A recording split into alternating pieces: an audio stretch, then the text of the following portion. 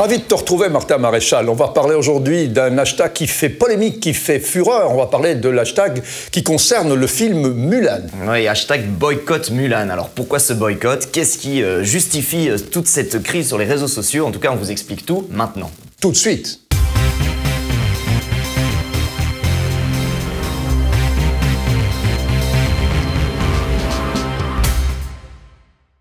Un vrai plaisir de se retrouver, Martin Maréchal. On va parler aujourd'hui d'un phénomène qui, depuis quelques jours, enflamme la toile. Tout le monde parle de cet hashtag boycotter Mulan. Mulan, c'est le nouveau film. C'est pas le film d'animation de Disney, hein, c'est un remake de ce film d'animation de Disney qui est sorti, non pas en salle, parce que le Covid l'en empêche aussi, mais qui est sorti sur les plateformes digitales et qui donc a suscité un émoi assez important. Pour quelles raisons? On va essayer de résumer un petit peu. D'abord, le film, pourquoi l'émoi et où va la vague, justement? Ben oui, donc effectivement, le film en fait est sorti dans quelques pays, hein. Par exemple en Chine, Mulan, évidemment, c'est un personnage très important chinois, donc il est sorti dans les salles là-bas, il est sorti dans quelques pays, mais pas partout. Qui est Mulan, Martin Maréchal? Mulan, à la base, c'est une héroïne qu'on place à l'époque Tang. Il y avait en fait un poème chinois de Roi Mulan, justement, les exploits héroïques, et qui respecte à peu près ce qui était dans l'histoire, c'est-à-dire une jeune fille qui se déguise en garçon pour pouvoir être dans l'armée, parce qu'à l'époque, on ne pouvait pas être dans l'armée si on était une fille,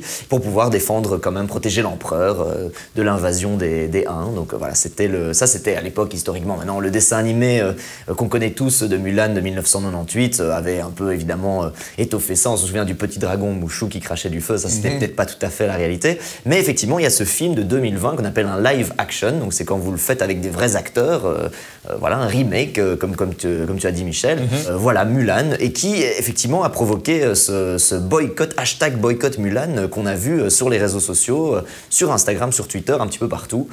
Voilà, parce que l'actrice principale, qui s'appelle Crystal Liu, ça c'est son nom américain. Voilà, et Liu Yifei, ouais, pour le dire en chinois. Et qui est donc l'actrice qui interprète la guerrière, a eu une phrase malheureuse. Alors cette phrase, Martin Maréchal, on va d'abord évidemment la contextualiser, la mettre dans... D'abord, qu'est-ce qu'elle a dit exactement?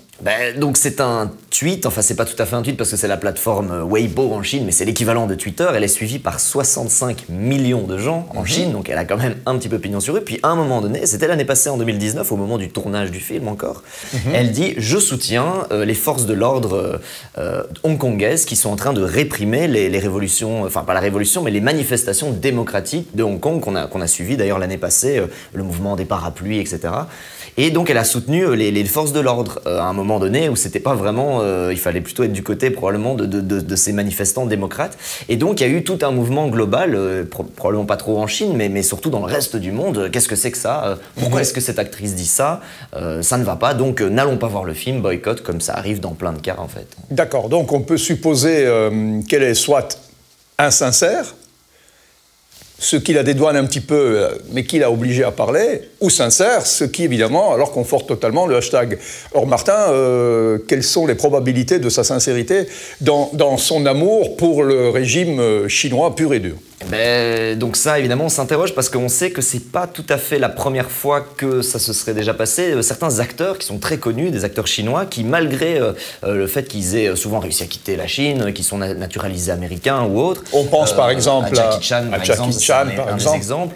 Et ben parfois on les retrouve à devoir faire une vidéo comme ça où ils défendent le régime, ils sortent des propos un petit peu, on se demande d'où ça sort. Et donc on sait en tout cas dans le cas de Jackie Chan que c'était une demande appuyée du gouvernement chinois de lui faire dire ce genre de choses. Donc on se rend compte qu'en fait en Chine la réalité c'est que personne n'est libre vraiment, personne n'est vraiment libre. Vous pouvez être un pauvre paysan dans la campagne, vous pouvez être quelqu'un d'extrêmement riche et d'extrêmement connu. En fait dans les deux cas, si le gouvernement vient frapper à votre porte pour dire il faut dire ça à ce moment-là pour faire un message positif pour le gouvernement chinois, ils le font. Et donc, on ne sait pas. Dans le cas de cette actrice qui joue Mulan, on ne sait pas pourquoi ce tweet est sorti. Mais effectivement, ce ne serait pas la première fois. Il y avait un cas il y a 6 mois quand même d'une autre actrice très connue, en tout cas dans le monde chinois, qui s'appelle Fan Bingbing. C'est assez marrant à dire. Qui a joué dans le dernier X-Men d'ailleurs aux États-Unis. Pareil, a disparu comme ça pendant 6 mois. Et puis, personne, mais vraiment disparu, personne ne sait où elle est. Hein. Et puis, après 6 mois, elle ressort sur la surface de la planète. En fait, elle avait été assignée à résidence en Chine et elle a produit énormément de vidéos d'excuses pro-chinoises, etc., de mea culpa qui n'avaient pas du tout l'air spontané et sincère. Alors, on peut aussi poursuivre justement la vague de cette indignation, et alors on touche à un phénomène encore bien plus grave, qui est le phénomène des Ouïghours, qui sont réprimés depuis longtemps quand même. Hein. Ça, c'est une... Qui sont mis dans des camps de rééducation. Oui, c'est le terme. Je pense qu'ils sont une dizaine de millions malgré tout. Hein. Oui, donc ils sont dans cette province, la province qui est la plus à l'ouest de la Chine, qui s'appelle le Xinjiang. C'est une minorité, voilà, mais on sait que la Chine n'a jamais été historiquement très forte avec ces minorités. On pense au Tibet, on pense à d'autres communautés encore en périphérie de la Chine. Mais donc là, le Xinjiang, voilà, c'est une communauté musulmane qui est réprimée là-bas.